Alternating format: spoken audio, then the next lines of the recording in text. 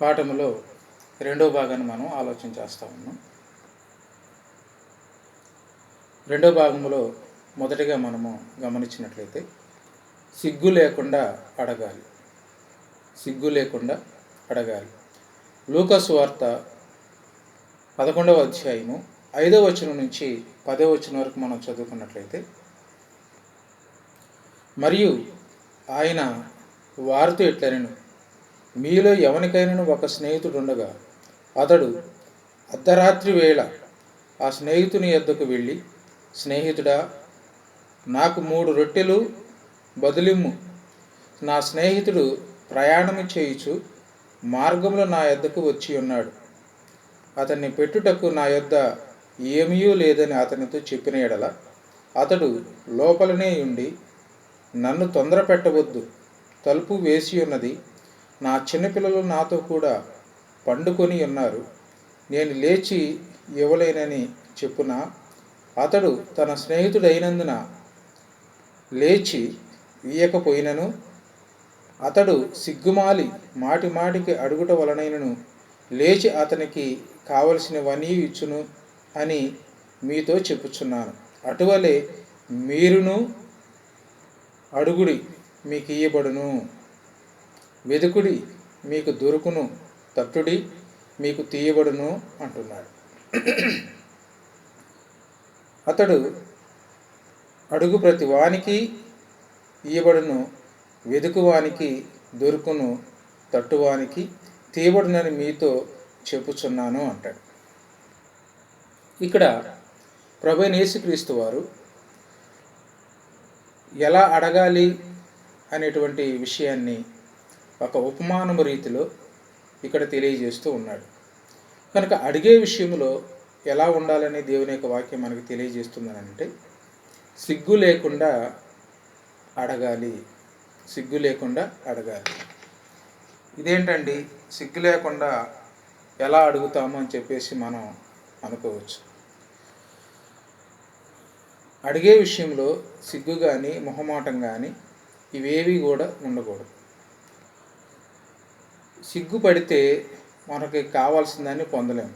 మొహమాటం పడితే మనము చెప్పాలనుకున్న దాన్ని చెప్పలేము.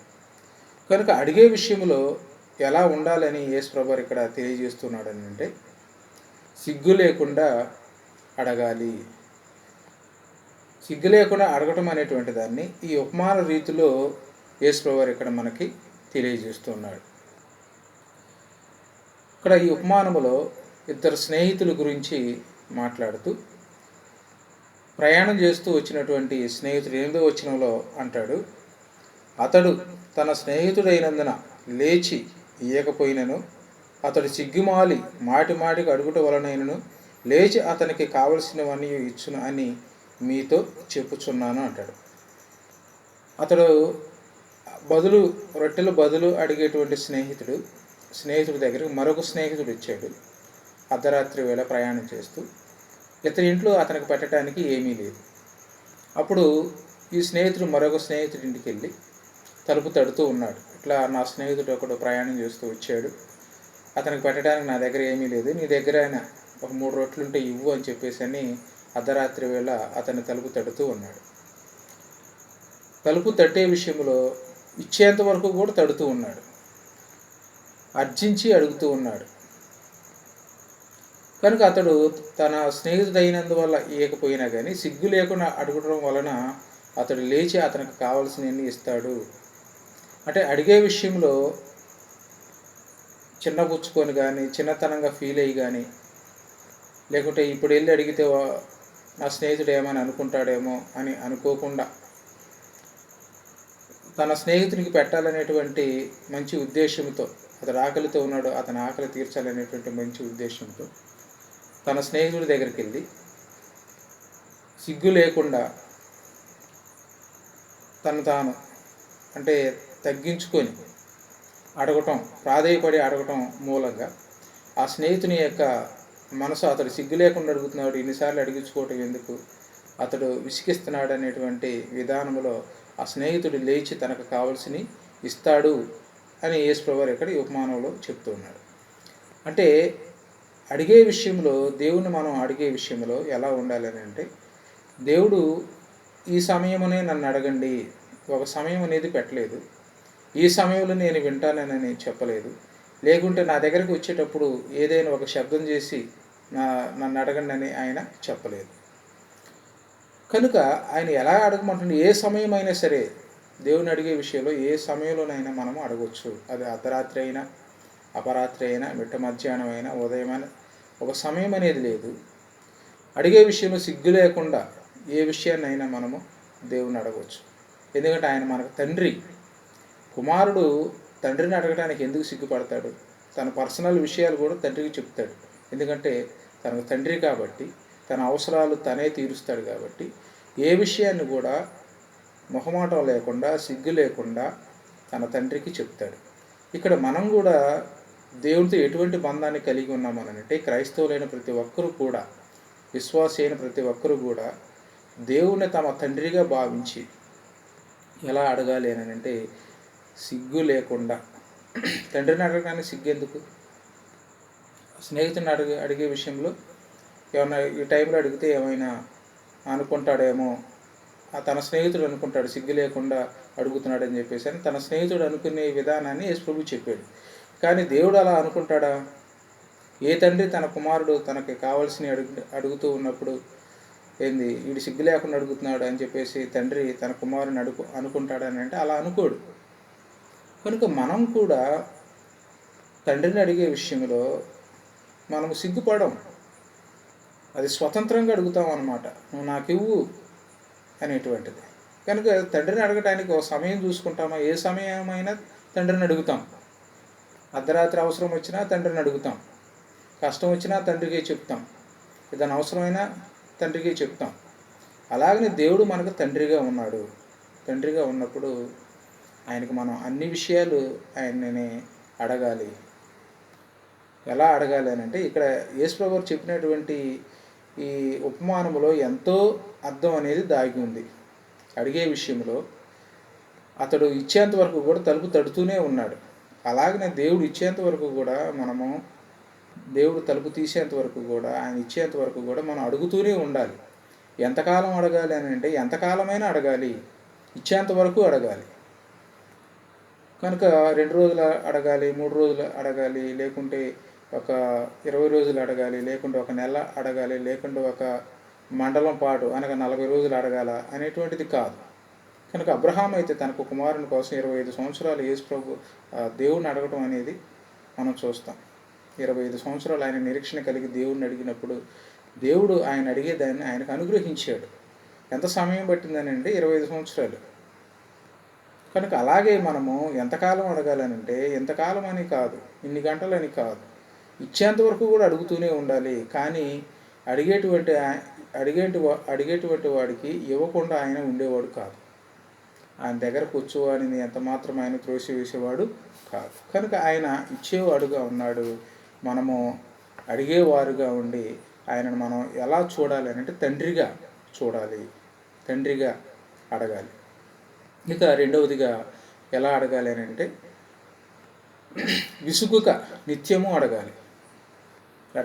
ఎలా అడగాలి అని అంటే, విసుగుక నిత్యము అడగాలి. లూకాసు వార్త 18వ అధ్యాయము 1వ వచనం నుంచి 8వ వచనం వరకు మనం ఇక్కడ చదువుతున్నప్పుడు ఇక్కడ ఒక ఉపమానం అనేది యేసుప్రభు వారు చెప్తాడు. అడిగే విషయంలో ఎలా అడగాలి అనేటువంటి దాన్ని ఉపమాన రీతిగా యేసుప్రభు వారు ఎక్కువ సందేశాన్ని ఉపమాన రీతిగా ఆయన చెప్పాడు.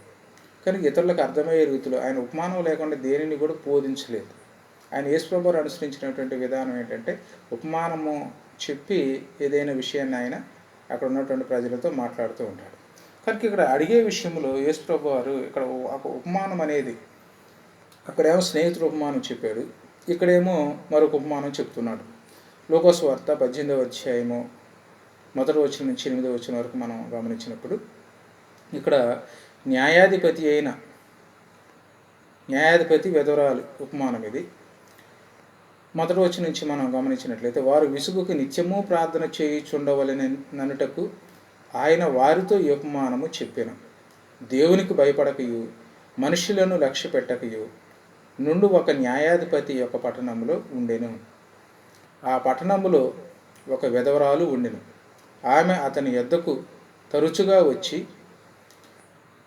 నా ప్రతివాదికిని నాకును న్యాయము తీర్చమని అడుగుచూ వచ్చెను గాని అతడు కొంతకాలము ఒప్పకపోయెను. తరువాత అతడు, నేను దేవునికి భయపడకయు మనుషులను లక్ష్య పెట్టకయు ఉండినను ఈ విధవరాలు నన్ను తొందర పెట్టుచున్నది గనుక ఆమె మాటిమాటికి వచ్చి గోజాడుకుండునట్లు ఆమెకు న్యాయము తీర్చునని తనలో తాను అనుకొనెను. మరియు ప్రభు ఇట్లనెను, అన్యాయస్తుడైన ఆ న్యాయాధిపతి చెప్పిన మాట వినుడి. దేవుడు తను ఏర్పరచుకుని వారు దేవారాత్రులు తన గురించి మొరపెట్టుకొనుచుండగా వారికి న్యాయము తీర్చడా? ఆయన వారికి త్వరగా న్యాయము తీర్చును. వారి విషయమే కదా ఆయన దీర్ఘశాంతము చూపుచున్నాడని మీతో చెప్పుచున్నాను. అయినను మనిషి కుమారుడు వచ్చినప్పుడు ఆయన భూమి మీద విశ్వాసము కనుగొనునా అంటాడు. చూడండి, ఇక్కడ యేసు ప్రభు వారు ఒక ఉపమానములో ఒక న్యాయాధిపతి, ఒక విధవరాలకి తన ప్రతివాదికి తనకు ఏదో ఒక సమస్య అనేది ఉంది. ఆ సమస్యను తీర్చమని ఆ న్యాయాధిపతి దగ్గరికి వెళ్ళింది. ఈ న్యాయాధిపతి ఎటువంటి వాడు అని అంటే 2వ వచనంలో, దేవునికి భయపడకి మనుషులను లక్ష్య పెట్టకి నుండి ఒక న్యాయాధిపతి యొక్క పట్టణంలో ఉండెను. ఇతడు ఎలాంటి వాడు అంటే మనుషులను లక్ష్య పెట్టేవాడు కాదు, దేవుని లక్ష్య పెట్టేవాడు కాదు, దేవునికి భయపడేవాడు కాదు, మనుషులను లక్ష్య పెట్టేవాడు కాదు, ఇటువంటి వాడు అన్నమాట. కనుక ఇటువంటి వాని దగ్గరికి తన ప్రతివాదికి తనకు న్యాయం తీర్చమని ఏదో సమస్య వచ్చింది, ఆ సమస్యను తీర్చాయి అని చెప్పేసి ఆయన దగ్గరికి మాటికి వెళుతూ ఉంది. ఆయన కాలము అడిగినప్పుడల్లా సమయం దాటేస్తూ ఉన్నాడు. ఇప్పుడు కాదులే అని చెప్తూ ఉన్నాడు. అయినా కానీ ఆమె విడిచిపెట్టకుండా దానిని మర్చిపోకుండా అతను మాటికి వెళ్ళి తొందర పెడుతూ ఉంది, అడుగుతూ ఉన్నప్పుడు 5వ వచనంలో, ఈ విధవరాలు నన్ను తొందర పెట్టుచున్నది గనుక ఆమె మాటికి వచ్చి గోజాడుకున్నట్లు ఆమెకు న్యాయం తీర్చునని తనలో తాను అనుకొనెను అంటాడు. ఇక్కడ ఈ న్యాయాధిపతి ఆమె గురించి ఆలోచన చేయటం మొదలుపెట్టాడు. ఎందుకు ఆలోచన చేశాడు అని అంటే, మాటికి వస్తూ ఉంది, ఆమె మాటికి వెళుతూ ఉంది. ఉదయం సాయంత్రం లేకుంటే రోజుకి ఎన్నిసార్లు వెళ్ళేదో మనకు తెలియదు, ఎన్ని రోజులు వెళ్ళిందో మనకు తెలియదు. కానీ మాటికి వెళుతూ ఉంది. ఈ మాటికి వెళ్ళడం మూలంగా సమాజంలో అందరూ ఏంటి ఇన్నిసార్లు తిప్పించుకున్నాడు ఆమెని అని అనుకుంటారేమో అనే దానికోసమైనా, మాటికి నా దగ్గరికి వస్తుందనే దానికోసమైనా, కనుక ఆమెకున్న సమస్య ఏదో తీరితే పోయింది కదా అని చెప్పేసి అని, ఏమో నా దగ్గరికి రాకుండా ఉంటుంది అని చెప్పేసి అని ఆయన ఆమె మీద జాలితో కాకపోయినప్పటికీ కూడా నా దగ్గరికి రాకుండా ఈ పొద్దుగులు ఈ ముఖం నేను ఎక్కడ చూసానని అనుకొని కావచ్చు, లేకుంటే మరొక విధానమైనా కావచ్చు, ఆమెకు న్యాయం తీర్చాలని చెప్పేసి తనలో తాను అనుకుంటాడు. అంటే ఇక్కడ యేసు ప్రభు ఏం చెప్తున్నాడంటే, ఒక దేవునికి భయపడినటువంటి వాడు, మనుషులను లక్ష్య పెట్టినటువంటి వాడే ఆమె మాటికి వెళ్ళి తనకు న్యాయం తీర్చమని అడిగినప్పుడు వాడు న్యాయం తీర్చాడు కదా. మరి 7వ వచనంలో అన్నాడు, దేవుడు తను ఏర్పరచుకుని వారు దేవారాత్రములు తనకు మొరపెట్టుకొని చుండగా వారికి న్యాయం తీర్చడా? దేవుడు తన పిల్లలైనటువంటి వారి దేవారాత్రములు వారికి కావలసిన వాటిని గురించి ఆయన అడుగుతూ ఉన్నప్పుడు ఆయన ఇవ్వకుండా ఉంటాడా? వారి సమస్యలను పట్టించుకోకుండా ఉంటాడా? వారిని వదిలేసేవాడుగా ఉంటాడని అంటే అలా ఉండేవాడు కాదు. కానీ ఇక్కడ మనం దేవుణ్ణి ఎలా చూడట్లేదంటే, ఆయనను మన తండ్రిగా చూడట్లేదు, ఆయన ఉన్నవాడు అని మనం చూడట్లేదు. దేవుడు అనేటువంటి మాటకు మరొక అర్థం ఏంటంటే ఉన్నవాడు అనువాడు. ఆయన ఉన్నవాడు, ఎంత ఉన్నవాడు అంటే సమస్తము ఆయనలోనే ఉన్నాయి, కనుక ఆయన ద్వారానే సమస్తము కలిగింది. కనుక మనమే ఏం చేస్తున్నామనంటే ఆయన తండ్రిగా చూడట్లేదు, ఆయన ఉన్నవాడని మనం గమనించట్లేదు. అన్ని ప్రయత్నాలు చేసి చివరిగా దేవుడి దగ్గరికి వెళ్తాము. కానీ దేవుని దగ్గరికి ముందుగా మనం వెళ్ళాం. మన ప్రయత్నాలన్నీ అయిపోయిన తర్వాత దేవుడి దగ్గరికి వెళ్తాం, దేవుడా ఇప్పుడు నువ్వే దిక్కు అని. కానీ ఇక్కడ యేసు ప్రభు వారు చెప్తున్నటువంటి ఉపమానంలో ఎంతో అర్థం అనేది దాగి ఉంది. కనుక ఆ ఉపమానములో విధవరాలి సమస్యను ఆమె మాటికి వెళ్ళటం వల్ల ఆ న్యాయాధిపతి ఆమె సమస్యను తీరిస్తే, దేవుడు మీకు న్యాయం తీర్చడా? మీరు అడగండి, అడుగువానికి ఇవ్వబడును, తట్టువానికి తీయబడును అని చెప్తూ ఉన్నాడు. వెదుకువానికి దొరుకును. కనుక అడుగుతూ ఉన్నప్పుడు ఆయన తండ్రిగా మనం భావించి, నీవు తప్ప నాకు మరొక దిక్కు లేదని చెప్పేసి నేను అడిగినప్పుడు ఆయనను మనం తండ్రిలాగా చూడాలి. అప్పుడు ఆయన మనకు సహాయం చేసేవాడుగా ఉన్నాడు. ఇక మూడవదిగా మనము దేవుని ఎలా అడగాలి అని అంటే ఎడతెగక అడగాలి. మొదటి దశలోనికలకు రాసిన పత్రిక 5వ అధ్యాయము 17వ వచనాన్ని మనం గమనించినప్పుడు, ఎడతెగక ప్రార్థన చేయుడి, ప్రతి విషయమునందును కృతజ్ఞతాస్తుతులు చెల్లించుడి, ఇలాగు చేయుట యేసుక్రీస్తునందు మీ విషయంలో దేవుని చిత్తము అంటాడు. కనుక దేవుని అడగటానికి మనకున్నటువంటి ఏకైక మార్గం ఏమిటి అని అంటే ప్రార్థన. ప్రార్థన ద్వారానే దేవుని మనం అడగగలం. కనుక ప్రార్థన ద్వారా దేవుణ్ణి మనం అడుగుతూ ఉన్నప్పుడు మన ప్రార్థనలో ఏముండాలంటే పట్టుదల ఉండాలి. విసుగుగా ప్రార్థన చేయాలి. నిత్యము ప్రార్థన చేయాలి. విసుగుగా, నిత్యము అంటే ఎల్లప్పుడూ. మన ప్రాణం ఉన్నంత వరకు దేవుని మనం అడుగుతూనే ఉండాలి.